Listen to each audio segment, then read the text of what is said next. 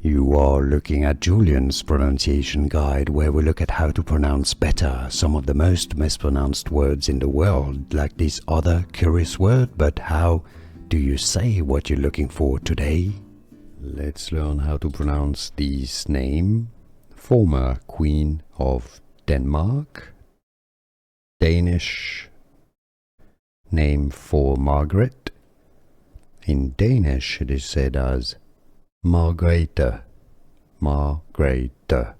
So in English similarly, Margrethe the second of Denmark, Margrethe. Here are more videos on how to pronounce more confusing words and names too many mispronounced. Like this video if you found it useful. I appreciate your support. I'll see you soon and thanks for watching.